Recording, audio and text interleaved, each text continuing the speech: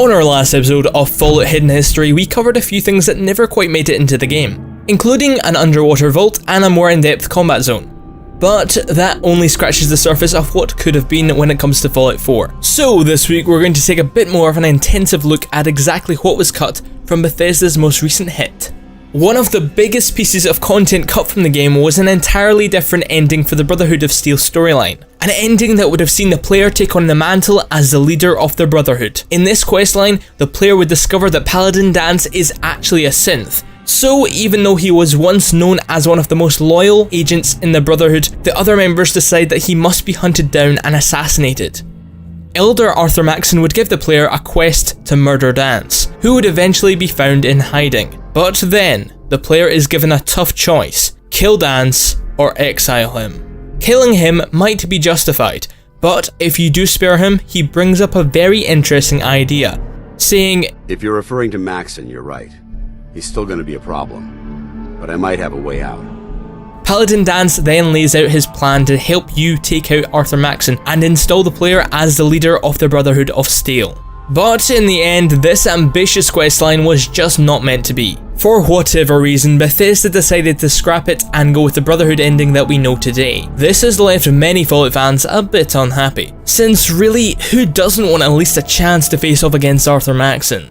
There are interesting sounding quests cut from the game that we do not know nearly as much about, like the mysteriously titled The Replacement, taking place after the player completed the battle for Bunker Hill. Many believe that this replacement quest would have been pretty ambitious as well. The popular theory is that it would have seen the player's dead spouse return as a synth.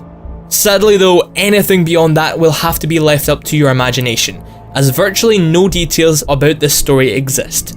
Another cut quest was Off the Grid, which probably would have seen all of the power going out in Diamond City. But of course, it wasn't just quests that got cut from the game. Many other features like perks also saw cuts. The Brotherhood of Steel was going to include perks like Initiate, where players would have taken 10% less damage from feral ghouls, super mutants and synths. Night, which would have resulted in a smaller fusion core explosion. And Paladin, which would have recovered health while wearing armor. The Railroad also had its share of cut perks. In the Blood would have cost +5 radiation resistance, but -5 to maximum health, and was intended for receiving Tinker Tom's shot when you first meet him. Secret Agent would have resulted in the Stealth Boy effects lasting 10 seconds longer, and was intended for completing the quest Memory Interrupted. There was also Station Master, which gave a 5% bonus on selling items, and was intended for establishing Mercer's safehouse. Finally, there was the Heavy, which would have done 10% extra damage to synths and Institute foes. Now, this was not entirely cut, since the Institute Killer Weave applies it, but the player character would have received it as a permanent perk.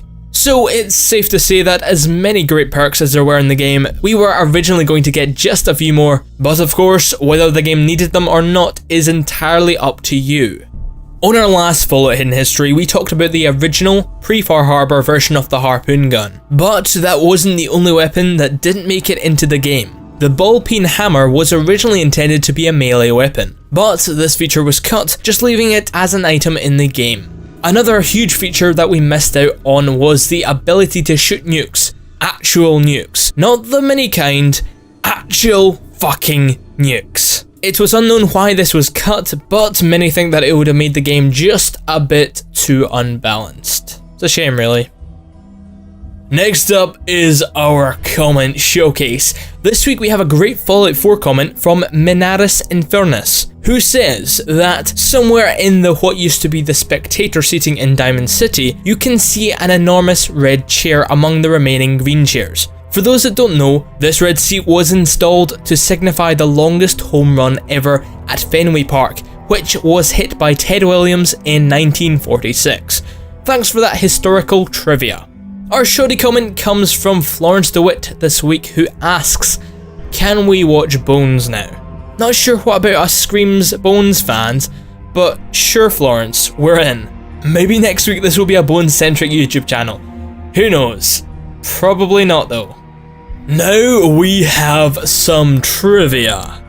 In case you were wondering, the answer to last week's Mass Effect question was in fact B. Ardnot.